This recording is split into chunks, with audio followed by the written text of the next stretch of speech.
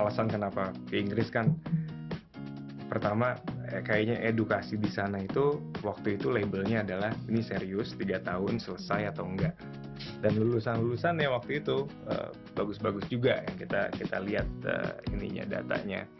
Jadi itu pertama. Kedua, brand image dari UK education tuh bagus banget. Mungkin ada tips nih Gita untuk misalnya ada orang-orang yang ingin belajar ke UK tapi nggak tahu mulai dari mana. Banyak banget untuk opsi scholarship, termasuk yang dari British Council juga yang tadi aku mention, Grad Scholarship, potongan tuition fee sampai dengan 10.000 pound sterling, dan juga Humanism which is full covered scholarship. Saya ngelihat ke depan kalau misalnya partnership antara Indonesia dan UK dijalankan di bidang higher education, pendidikan tinggi, ini kayaknya bisa bagus banget untuk kita ke depan. Yang penting semangatnya dan juga rasa ingin membangun Indonesia itu harus tinggi banget. Nasionalisme tuh gimana pun, kemanapun kamu pergi harus tetap ada gitu ya, harus tetap mendarah daging gitu. Walaupun kita punya global perspektif, tapi tetap local impact. Yes. Yeah.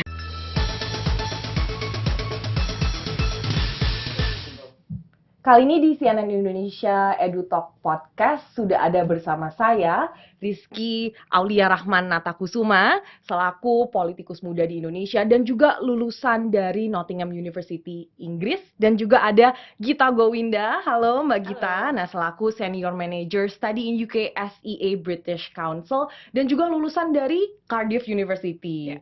Nah, kita hari ini mau ngobrol-ngobrol sedikit tentang pengalaman kalian berdua di UK. Kalau Rizky S1, S2? S1 dan S2. S1 dan S2. Gita? S2. S2 berarti. Kalau Cardiff tuh di Wales, kalau Nottingham itu berarti Inggris. di Inggrisnya. Berapa jauh tuh dari ibu kota? Dari London dia, seingatku ya, karena udah berjarak juga 1 jam 45 menit, 1 jam 50 menit. By train? Mungkin sekarang ada kereta cepat kayak Kita Wush. cepat ya. Kita lebih cepat Oke. 1 jaman. Berarti Rizky itu lulusnya dari tahun berapa ke berapa tuh? 2014 sampai 2017, 2018 master. Berarti 4 tahun ya? 4 tahun udah S1 dan S2. Kalau Gita? Kalau aku dulu 2017 sampai 2018. 1 tahun untuk master degree. Berarti kalau sekolah di Inggris tuh jauh lebih singkat ya kalau kita bandingkan dengan sekolah di negeri-negeri lain. Benar nggak sih Gita? Iya, mungkin kalau di Indonesia tuh S1 4 tahun gitu ya. Sedangkan di Inggris tuh 3 tahun, S2-nya juga biasanya kan 2 tahun. Nah, di Inggris nih 1 tahun. Jadi memang dari durasi sekolahnya singkat gitu ya, lebih singkat. Dan pastinya tuh juga value for money juga gitu kan, dari durasinya gitu. Iya ya, mungkin orang kalau misalnya mindsetnya kayak, oh sekolah di luar mahal, tapi sebenarnya it's very good value for money ya. Jadi karena... 4 tahun udah dapat master juga gitu kan. Oke. Nah, Rizky sekarang menjabat di mana nih Rizky? Cerita sedikit. Jadi dari 2019 saya kepilih di DPR RI mewakilin masyarakat di Pandeglang dan Lebak di Banten 1 namanya dapilnya. Duduk di Komisi 1 DPR RI dan juga Badan Urusan Rumah Tangga mewakilin fraksi Partai Demokrat. Wow, berarti ini sekarang udah 2 periode ya Rizky? Masuk ke periode kedua, alhamdulillah. Oke. Gara-gara Mbak Gita juga dulu. Kita ketemu 2019 ya. Oke. Ini yang kedua lagi. Nomor kedua. Soalnya kalian tahunnya juga papasan tuh ya pas sekolah di Inggris ya, ada overlap. 2017. Tapi nggak pernah ketemu ya. Iya nih. Beda daerah kali ya. Main-main ke Cardiff nggak waktu itu? Enggak, karena lebih serius di perpus. Oke, di perpus gitu ya. Susah ya belajarnya. Lumayan kan, bahasanya bahasa asing lagi kan, bahasa Inggris, jadi kita harus nyesuaiin antara akademiknya, tapi juga penguasaan bahasanya, terus pergaulannya dan lain-lain. Jadi nggak sempet ke Cardiff, ketemunya justru pas dilantik 1 Oktober 2019. Kesana? Ketemu sama Mbak Gita di interview sama CNN waktu itu. Oke. Nah, masih ingat ya. Kalian kalau misalnya aku dengar kan tadi lebih singkat ya belajar di sana. Itu berarti lebih susah nggak sih necessarily? Kayak lebih intens nggak sih? Karena durasi belajarnya kan juga lebih singkat ya? Mungkin lingkungannya yang agak sedikit berbeda di situ. Agak lebih kompetitif mungkin kalau yang saya lihat belajar di luar. kita kolaborasi tapi nggak takut berkompetisi satu sama lain. Ya, kompetisi sehat tuh penting. Terus dipacu untuk ngambil inisiatif untuk bisa aktif dan juga ngambil peranan di segala macam hal. Terus belajar sendiri. Ya. Fasilitas tuh penting karena kalau kita lihat di sini kan mungkin fasilitasnya agak perlu didorong lagi ke depannya. Kalau di sana Mbak juga pasti tahu kan fasilitasnya lengkap dan fasilitas itu justru mendorong anak-anaknya untuk gabung, anak-anaknya untuk belajar, anak-anaknya untuk bisa ngekspresiin dan juga menuhin potensi yang mereka punya di kampus masing-masingnya. Gita dan Rizky ini kan juga sudah lulus cukup lama ya, udah bisa dibilang ya, ini udah sekarang 2025. Lama banget, makanya disuruh ngomongin zaman kuliah nih. Kayak flashback ya, nostalgia Pengen ini. kesana lagi. Jadi ini kita kalau lihat nih, udah lumayan lama, sekarang 2025, udah kalian berdua sudah merintis karir. Kira-kira tuh manfaat apa saja sih yang paling bisa kalian aplikasikan ke karir kalian masing-masing di DPR dan juga di British Council? Kalau aku sendiri ya, karena awalnya orang tua aku tuh mintanya aku ngambil hukum awalnya, tapi yang lebih melekat ke interest aku sebenarnya di ekonomi. Waktu itu akhirnya jadi ngambil ekonomi. Terus kita tentu di situ belajar ekonomi waktu di Inggris waktu zamannya Brexit. Terus ada pemilihan Donald Trump yang pertama. Itu lagi hangat-hangatnya isu global gitu loh. Jadi percakapan dan juga lingkungan itu kayaknya sangat membantu sekali. Nah, di situ kita dipacu untuk ngobrol bareng teman-teman, diskusi bareng teman-teman dan lain sebagainya gitu loh. Dari pelajarannya sendiri juga saya lihat komunikasi antara murid dengan guru itu penting banget. Komunikasi antara si murid dan si pengajar itu penting sekali. Saya beruntung waktu itu di Nottingham, saya coba ingat-ingat, pengajar-pengajarnya itu intens sekali untuk membantu. Tapi kalau mereka nggak disamperin ya mereka juga nggak ngebantu. Kita harus aktif lah ya. Kita harus ngambil the first step untuk datang dan untuk ketok, dan itu ngelatih tuh. Saya yakin yang di sini juga sama sih. Tapi itu benar-benar ngelatih mental juga, ngetok pintu pengajar itu nggak ngetok pintu dosen tuh nggak ini ya. Sempat ada surprise nggak? Iya, sempat ada surprise. Gimana nih? Nggak tiba-tiba ketok pintu terus gimana? Ketok pintu ya. Iya, kadang-kadang kan diterima dengan baik, kadang-kadang dia lagi sibuk. Mungkin kan itu belajar juga soal kehidupan ya. Kadang-kadang dia lagi welcome ya diajarin. Kadang-kadang dia mikir kalau nih anak nggak ngerti-ngerti ya dia tinggalin gitu loh.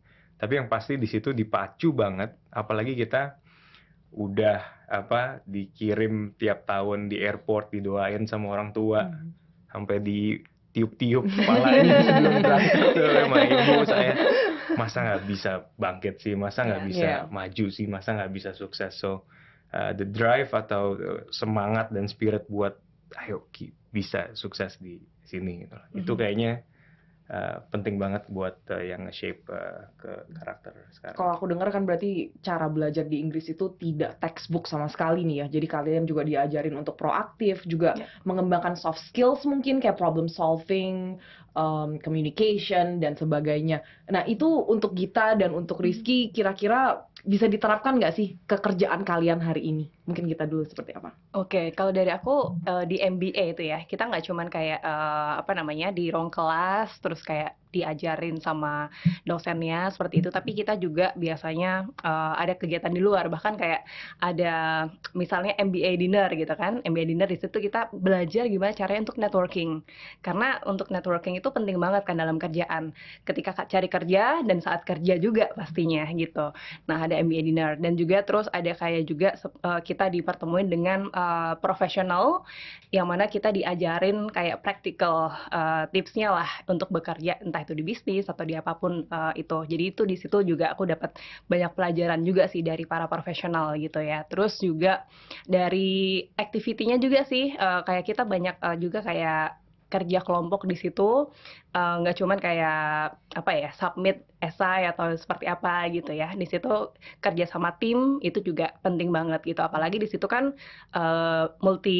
multinasional gitu. Jadi dari berbagai macam negara. Kita juga cara kita untuk bisa berkomunikasi lah dengan mereka yang dari luar Indonesia mungkin. Nah, itu juga kita belajar di situ sih. Jadi not only academically tapi juga banyak soft skill yang bisa didapat sih ketika studi di UK. Nah itu kayaknya skillsnya relevan banget nih kalau jadi politikus ya.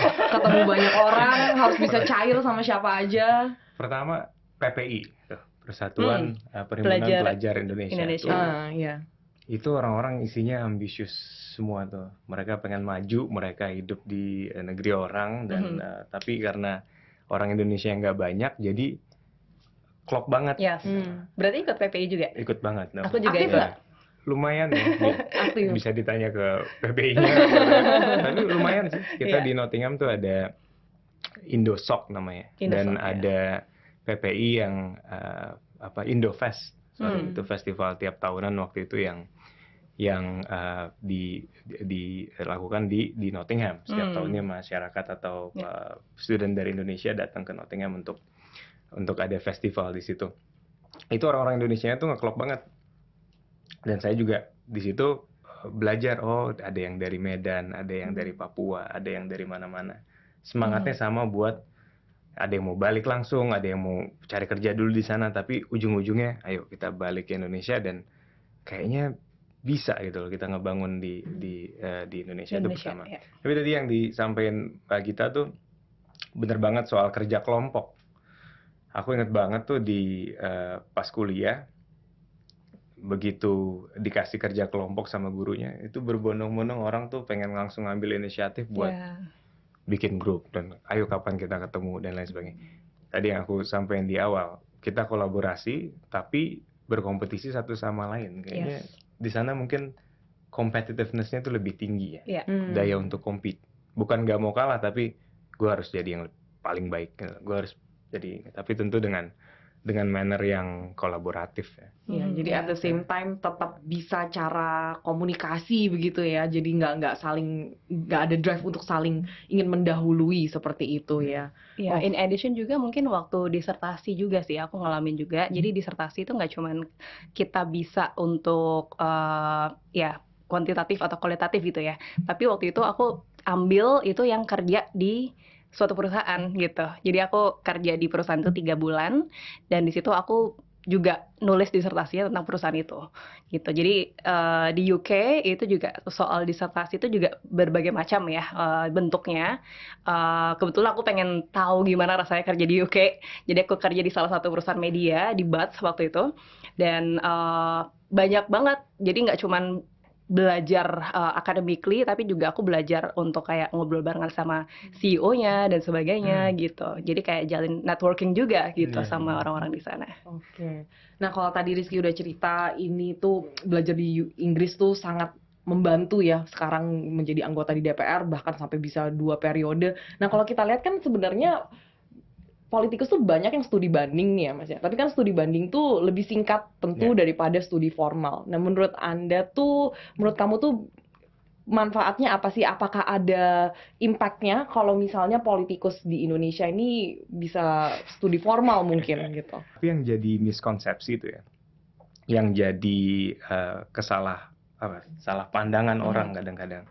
Itu banyak orang yang melabel atau ngecap karena dia studi di Barat, apakah itu di Amerika atau itu di Inggris ataupun di negara manapun, bagian dunia manapun, itu seakan-akan kita langsung dicap pasti dia paham-paham ini menganut ke paham-paham yang diambil sama dunia Barat atau apa itu sama sekali salah kalau menurut saya. Saya belajar ekonomi di Inggris, justru yang mereka ambil di situ fokus kita 4 tahun untuk mengkritik dan mengevaluasi langkah-langkah yang mereka ambil, sistem ekonomi yang mereka anut. Jadi itu yang kadang-kadang bikin ngebuka pikiran saya, ternyata karena hanya dia belajar di bagian dunia tertentu bukan berarti bisa dilabelkan pemahamannya 100% sama seperti itu. Tapi at the same time masih relevan untuk diimplementasikan dalam negeri di Indonesia. Iya, dan karena saya lulusan dari sana pasti saya rekom untuk dilakuin. Tapi ya itu yang penting semangatnya dan juga rasa ingin membangun Indonesia itu harus tinggi banget. Nasionalisme tuh gimana pun, kemanapun kamu pergi harus tetap ada gitu ya, harus tetap mendarah daging gitu. Walaupun kita punya global perspektif, tapi tetap local impact. Yes, benar. Tapi kalau di Inggris tuh orang Indonesia tuh banyaknya ngambil jurusan apa sih, Gita? Kalau tadi kan Gita ngambilnya apa, sorry? Aku ambil MBA ya, MBA, ya. Oke. Ya. Kalau Rizky kan tadi Econ ya berarti. Ya, kalau ya memang ada beberapa jurusan tuh yang menjadi favorit orang Indonesia. Salah satunya memang business and administration, terus ada juga engineering, lalu ada social sciences gitu ya, terus ada juga arts. Ini juga mulai naik juga sih, banyak kan banyak university di UK yang ada university specialist gitu ya, yang memang khusus music mungkin, khusus dance kayak gitu. Nah itu yang jadi ya top 5 lah ya untuk jadi orang Indonesia yang belajar di UK. Tapi kalau aku lihat jurusan-jurusan di UK tuh termasuk unik sih gitu. Jurusan aku contohnya, aku MBA in Media Management. Jadi aku di sekolah di 2 school. Jadi School of Business sama School of Media and Journalism. Jadi kayak combining 2 sekolah itu sangat-sangat unik sih menurut aku. Dan banyak sekali kayak misalnya ada juga MBA in Artificial Intelligence misalnya, combine antara engineering sama bisnis kayak gitu. Jadi itu benar-benar unik sih kalau dari jurusan di UK, dan banyak spesifikasi pilihannya tuh beragam macam-macam. Yeah. Nah kalau Gita tuh berarti 1 tahun aja ya di Cardiff. Gimana tuh Gita? Kamu ngerasa lebih bermanfaat nggak sih? Jadi bisa lebih cepat cari kerjaan mungkin dibandingkan kalau misalnya kamu sekolah di negara lain yang kalau S2-nya tuh 2 tahun minimal. Memang kalau aku pilih UK karena juga 1 tahun ya, singkat gitu. Jadi aku waktu itu sempat kerja juga, jadi ambil cuti sebenarnya, cuti kerja gitu, cuti kerja, akhirnya balik lagi kerja lagi setelah 1 tahun gitu kan ya. Dan di situ juga aku ngelihat chance untuk ketika udah update di LinkedIn misalnya, udah update kalau udah lulus dari UK gitu tuh banyak juga yang connect, banyak juga yang kayak nawarin kerjaan dan sebagainya sih gitu. Jadi kayak UK education adding inilah ya to my CV juga gitu, to my profile gitu. Gita kalau boleh tahu waktu itu sempat apply scholarship kah atau berarti waktu itu S2 scholarship? Scholarship, iya aku dari Chevening.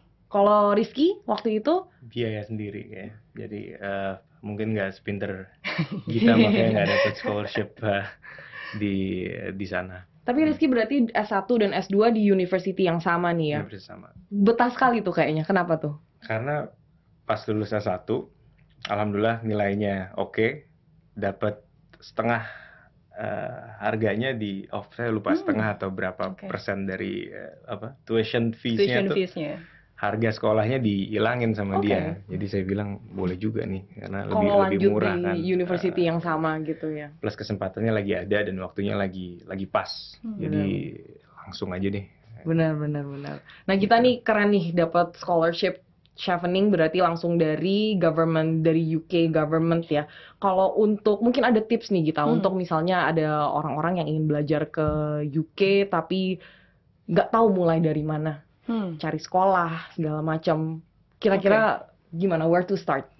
Oke, jadi mungkin ada dua jalur. Apakah mau self-funded ataukah mau jalur scholarship kayak gitu ya. Jadi kalau aku dulu, aku cari dulu sebenarnya apa sih yang aku pengen gitu ya. Jadi kayak mikir dulu apa yang ke depan tuh mau ngapain goals-nya gitu. Jadi di situ aku udah kerucutin jurusan-jurusan apa aja yang sebenarnya cocok nih buat aku kayak gitu. Dan di situ cari-cari informasi juga, termasuk di salah satunya di websitenya British Council Study UK. Nah, di situ juga banyak banget informasi, nggak cuma tentang university atau sekolah di UK, tapi juga tentang living in the UK seperti apa, kayak gitu. Dan scholarship juga, karena aku memang pengen ambil scholarship, jadi aku cari-cari soal scholarship juga gitu ya. Di Indonesia ada LPDP contohnya. Ada banyak nggak sih ada banyak ke Inggris itu? Ada banyak banget sih sebenarnya. Chevening contohnya gitu kan tiap tahun ada gitu. Terus ada yang lain juga, contohnya aja di British Council itu juga kita ada Great Scholarship namanya. Jadi Great Scholarship ini untuk mereka yang mau S2 atau Master Degree 1 tahun di UK, itu ada potongan tuition fee sampai dengan 10.000 pound sterling. Oke, Gitu, oke, ya. not bad. Lumayan banget tuh ya, ngebantu Lumayan banget ya. banget. Iya, lumayan banget Heeh. kan gitu. Jadi sebenarnya banyak untuk funding option ya untuk di Heeh. UK gitu. Jadi itu Great Scholarship, dan tahun ini di tahun 2025, 2026 itu kita kerjasama untuk Indonesia itu ada 13 university gitu yang kita kolaborasiin untuk kasih scholarship ke ini orang-orang Indonesia yang pengen studi di UK seperti itu Oke, gitu. oke. Termasuk di university aku sih, Cardiff University ada gitu. Cardiff University juga salah satu list university yang mana bisa Great Scholarship juga gitu. Berarti Gitu. lumayan banyak Mhm. orang Indo juga ya di UK ya, kalau misalnya dengar dengan segitu Banyak, banyaknya scholarship yang tersedia. Iya, lumayan banyak sih. Di Cardiff ada berapa? Kalau di Cardiff di tahun aku ya, itu ada sekitar 30-an doang sih. 30 ya. 30-an doang. Di Nottingham berapa? Nottingham waktu itu nggak terlalu banyak.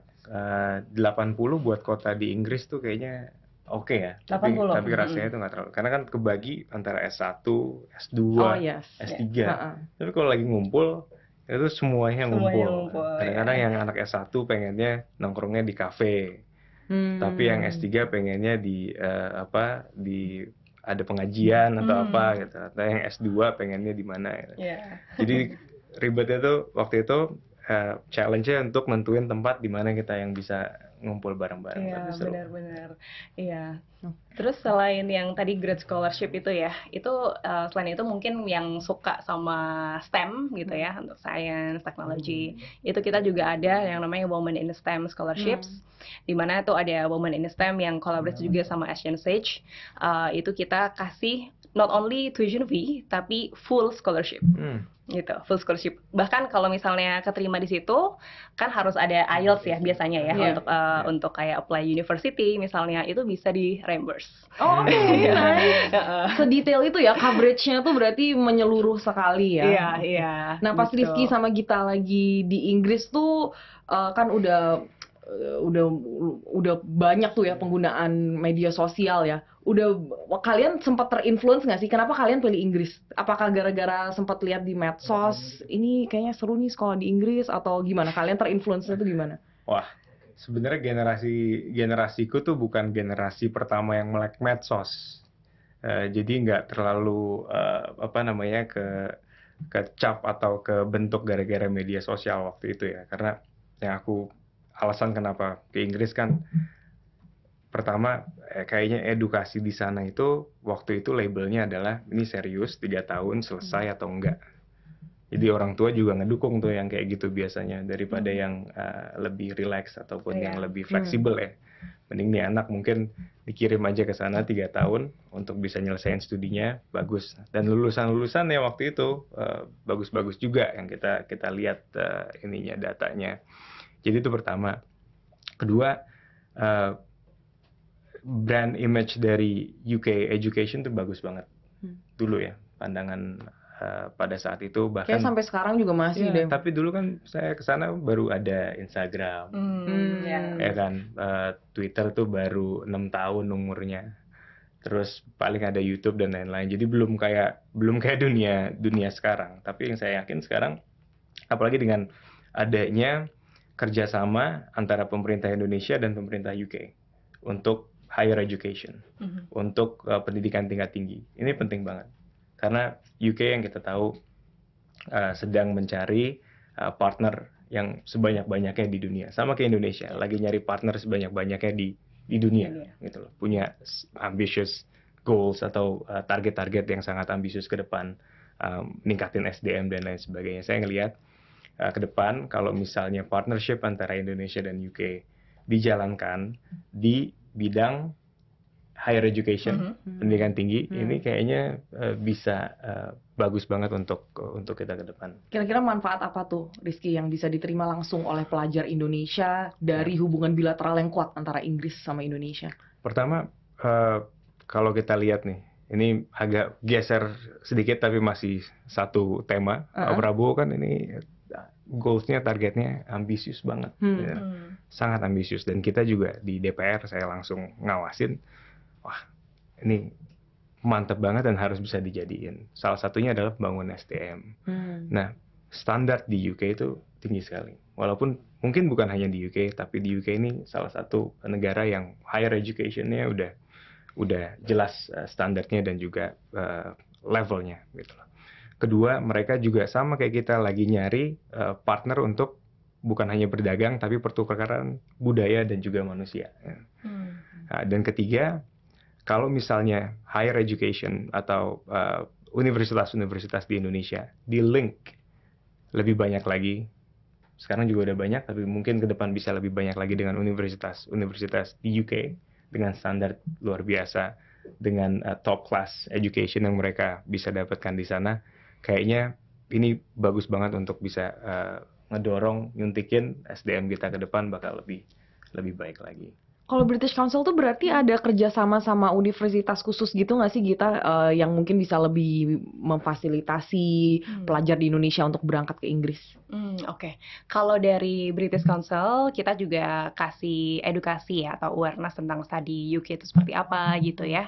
Terus informasi, mungkin info session, biasanya kita juga akan ada seperti pre-departure briefing gitu buat mereka students yang mau ke UK. Biasanya kita akan adain itu sekitar Juli gitu kan, karena biasanya Brief dulu gitu ya. iya, pre-departure briefing. Jadi ada sesi khusus di mana kita jelasin semuanya tuh tentang gimana soal Penting visa dan sebagainya. Dulu Nah, kita sempat dapat. iya sempat dapat juga gitu. Kalau Rizky nggak dapat tuh ya berarti ya. Dapat, cuma aku agak bandel jadi nggak ikut briefing ya. Ikut briefing ya. Terima sana aja deh, coba kita langsung jalan aja Langsung gimana jalan di aja. situ. Oke. Bagus Nyesel nggak banget. tuh? Hah? Nyesel nggak tuh Rizky? Mungkin kalau misalnya di briefing dulu lebih mantep ya. Ya. Karena kan di sana kan kita dari Jakarta gitu atau dari Indonesia terbang ke sana kan, itu kan kita harus tahu how to get around gitu kan. Kita harus tahu kalau sakit kemana, kalau ada emergency kemana, siapa yang dikontak. Bagusnya di UK semuanya sistemnya udah luar biasa bagusnya. Apalagi kalau ada briefing dulu, kayak British Council ngasih briefing ke anak-anak yang mau belajar di sana, itu penting banget.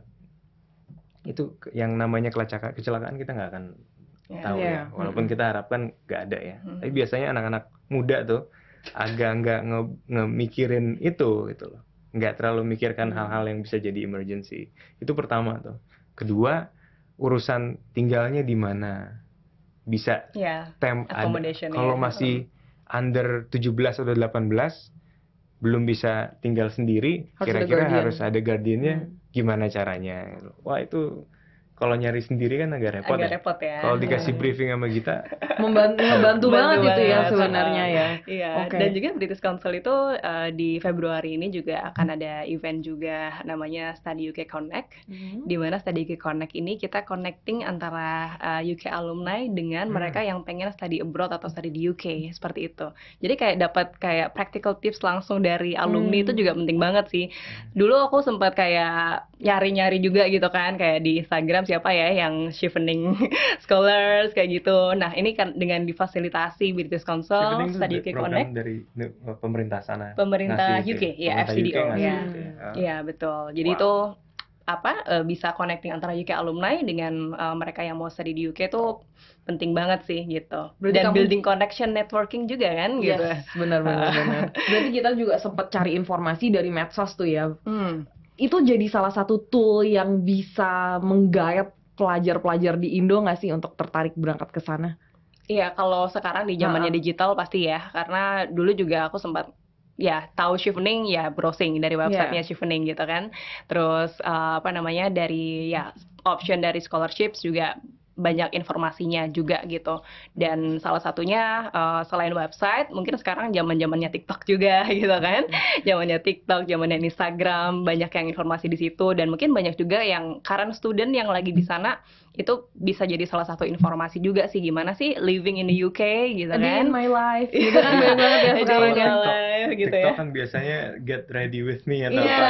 Kalau ini how to get scholarship How to dari get scholarship dari gitu. apa? Dari British Council. Oke, ini kalau kita dengar memang banyak banget nih ya manfaat yang kalian dapatkan dari studi di UK sampai sekarang sudah merintis karir sekian tahun. Mungkin ada kisi-kisi terakhir nih yang mau disampaikan ke teman-teman yang ada rencana mau berangkat ke UK tapi masih bimbang, masih belum tahu. Rizky dulu mungkin. Pertama, semangat.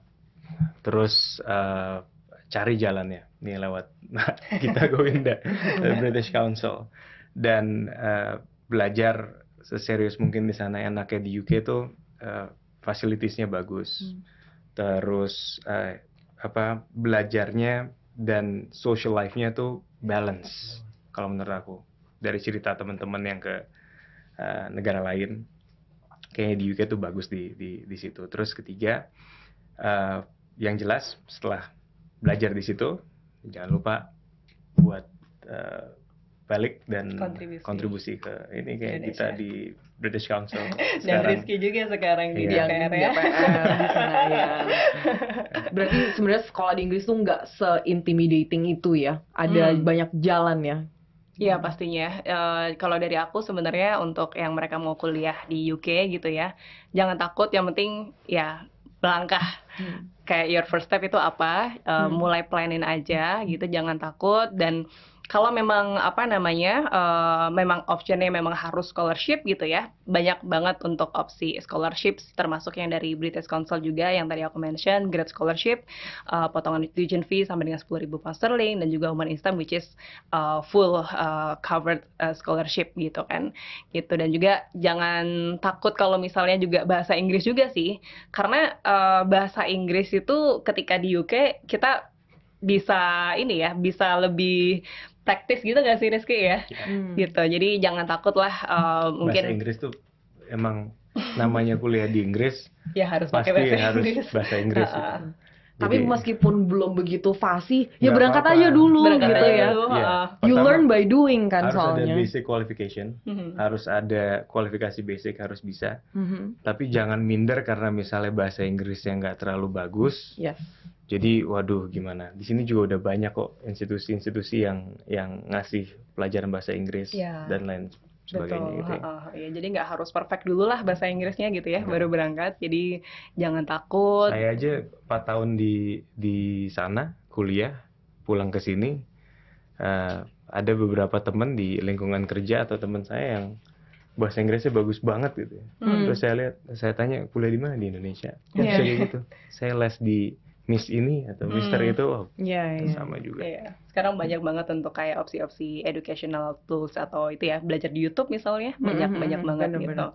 Berarti oke, terakhir nih, kontribusi terbesar mungkin yang kalian bisa berikan ke Indonesia setelah belajar dari UK itu apa sih? Wow. Kita Rizky dulu deh. jadi karena namanya juga anak rantau ya kita dulu ya, Mbak Carmel, terus Mbak Gita juga kan pasti ngalamin, mungkin orang ngelihatnya oh enak ya kuliah di luar negeri, tapi kan kita juga di sana belajar hidup sebagai bukan bagian dari mayoritas. Terus kita belajar hidup untuk bisa compete di kelas dunia, walaupun ya beda-beda levelnya ya, tapi tetap aja kita bisa masuk, diterjunin, dicemplungin ke kolam atau ke environment di mana ayo kita bisa, tapi ini kompetitornya kelasnya mungkin udah kelas dunia dan kita harus bisa compete di situ dan bisa survive di situ. Kayaknya itu ngebangun mentality ya. Ketiga, belajar di luar tuh yang kontribusi terbesar ngasih kita perspektif Indonesia tuh bisa loh sebenarnya gitu loh. Kita tuh bisa maju kan. Bukan berarti kita harus ngikutin paham tertentu sistem ekonomi kayak gimana, enggak, kita pakai gaya kita tapi bisa loh. Itu kayaknya semangat yang kebangun dari mau diaspora ataupun students dari Indonesia yang di luar negeri. Ketika ngumpul, kita punya kacamata ngelihat negara kita bisa.